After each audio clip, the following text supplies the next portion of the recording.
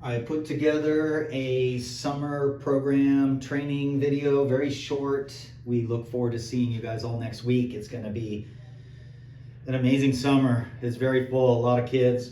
It's been an amazing year since most of you guys left last summer. The Sabbath team is booming. 30 kids going to regattas. We got 40 something kids going to Sabbath Nationals, like 42 or something. The laser team's building, development and race team. The Spinnaker Trapeze 420 class and the 420 race team are booming. Several teams in the top 15 of the Perry series this year, 3 of the top 5. 29ers are going great. Development and race team. And 8 kids on the national team in the 29ers. And I know the kids are really excited to see all you guys back, and they love you. And I'm looking forward to it as well. Let's see here. Start out, make sure you go to the junior website. Make sure you look at, just scroll through all the calendar, the resources, everything. Get an idea of kind of what's the latest. Go to Facebook, go to the SDYC Junior Sailing Facebook page, read through some of those over the last 6 months, 7 months, so that you kind of have an idea of what's been going on.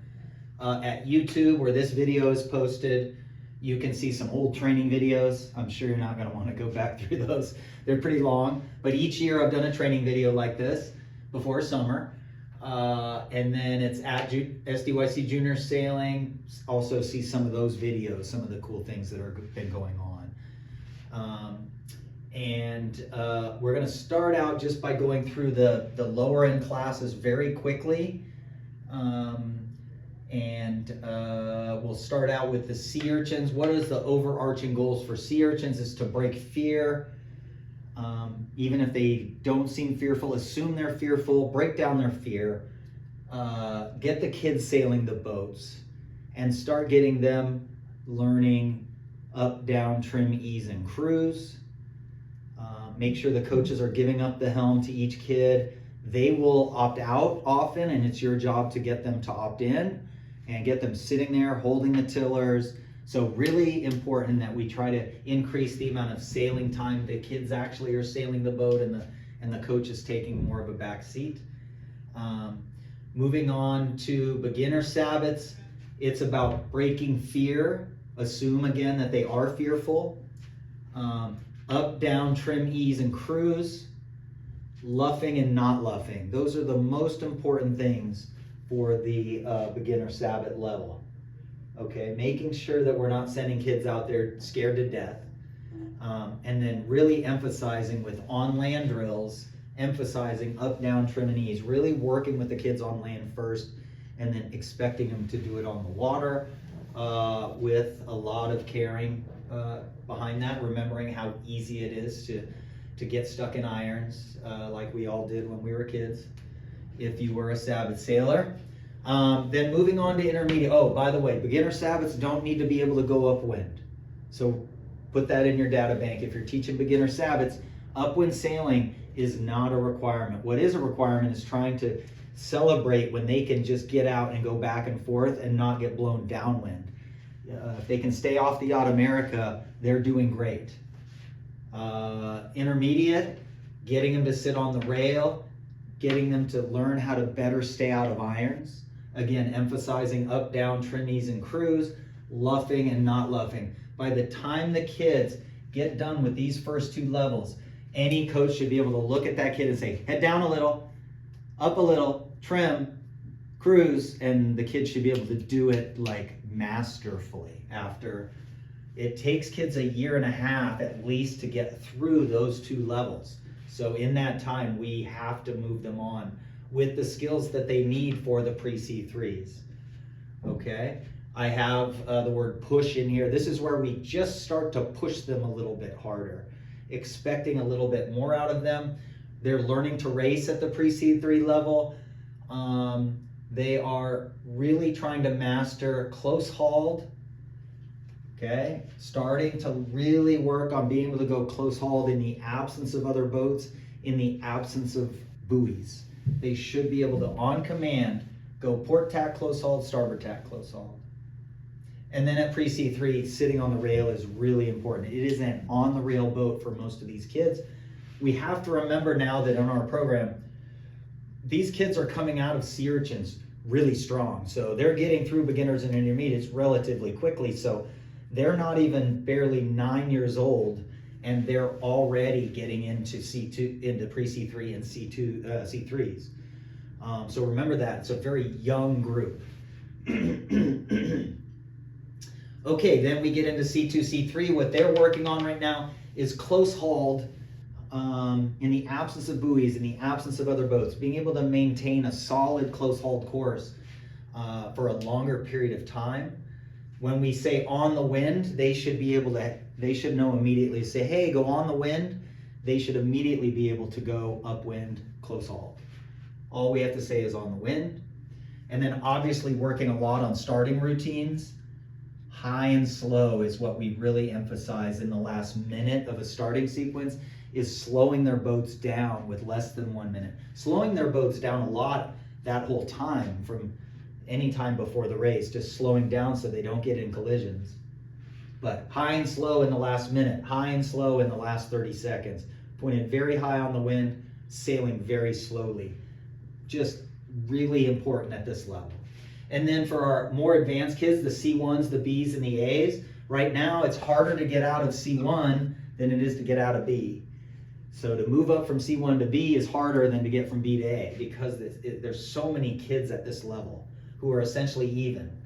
Okay, and our goals are confidence at Sabat Nationals. We really are trying to work on building their confidence through skill development and taking the pressure off them with telling them the right messages. So that's our goal, confidence at Sabat Nationals. Have fun, believe in yourselves, go do the best you can at Sabat Nationals.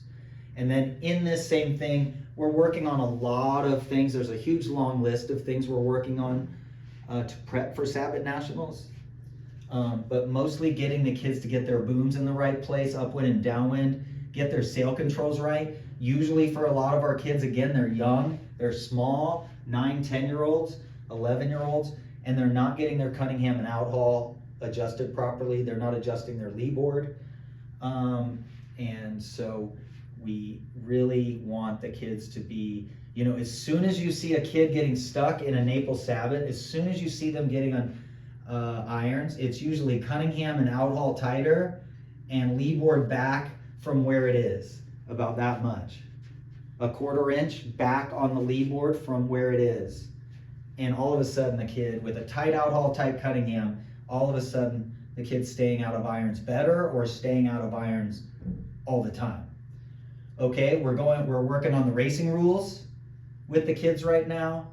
And then we're working also slowly with several practice days, but I think they have a total of 7 practice days there before nationals, and so in 2 different clinics, so knowledge of Mission Bay where the nationals are going to be.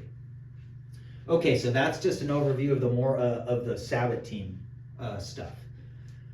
Okay, so let's remember our #1 goal in the program is retention, retaining kids.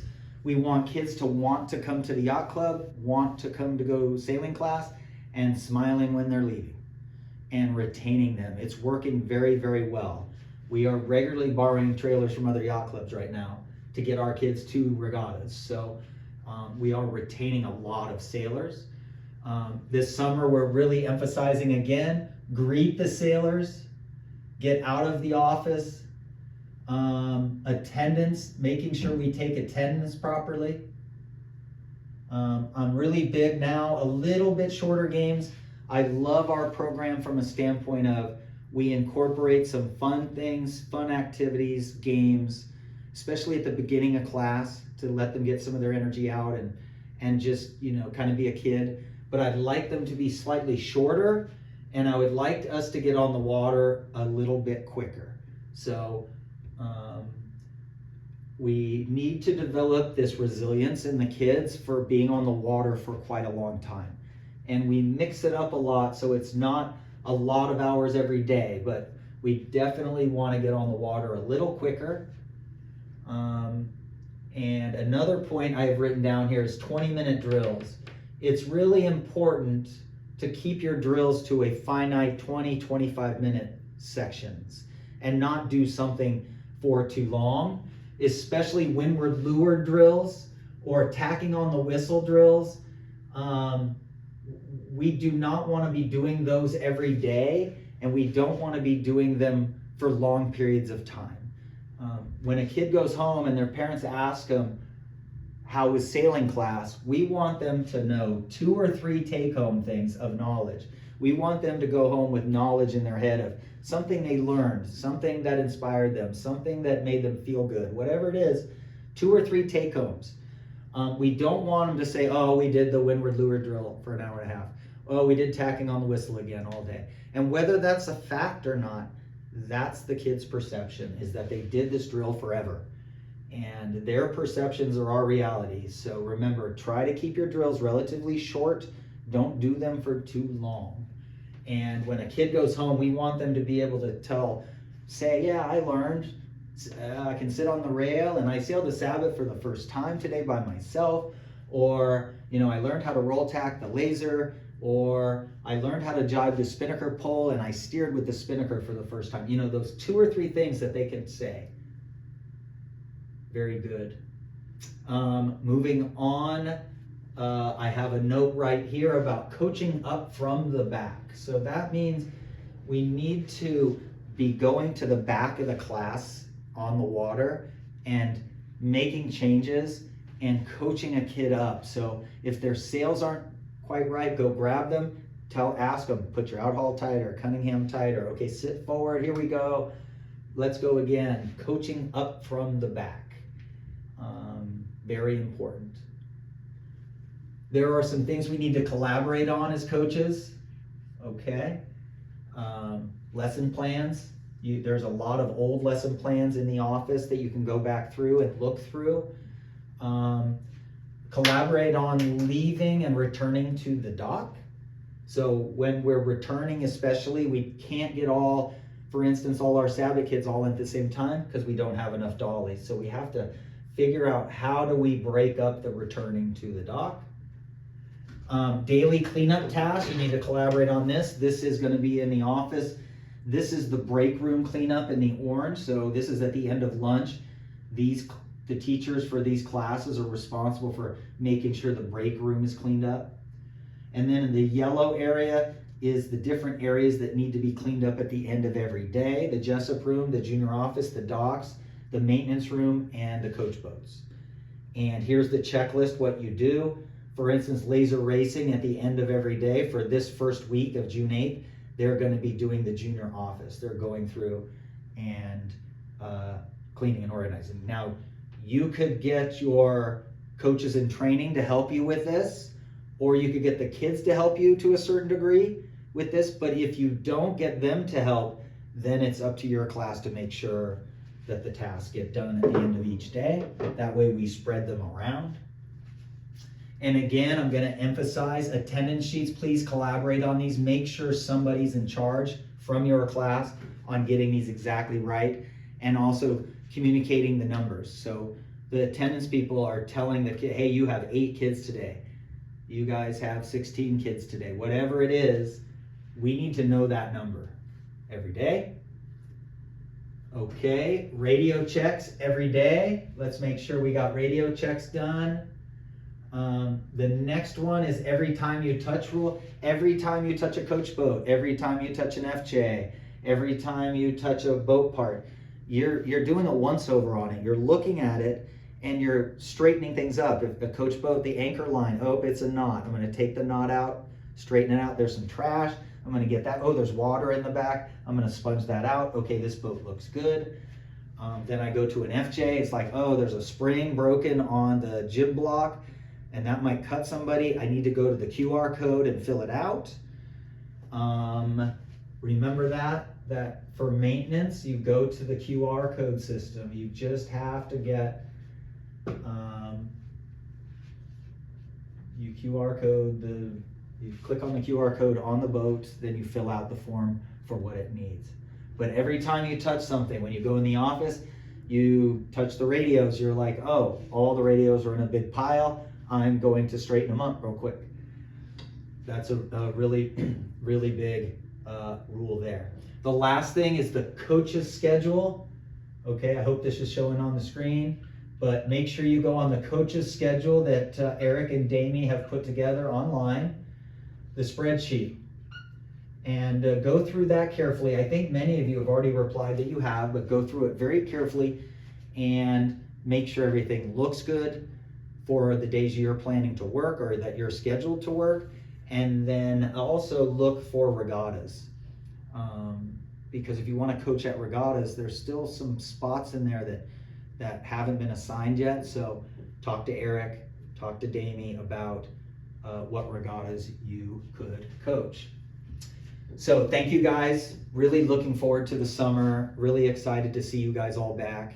I love, especially for those that grew up in the program, just getting all that knowledge out of your head that you learned when you were here before you guys all go off, and maybe most of you will get real jobs in the next couple of years.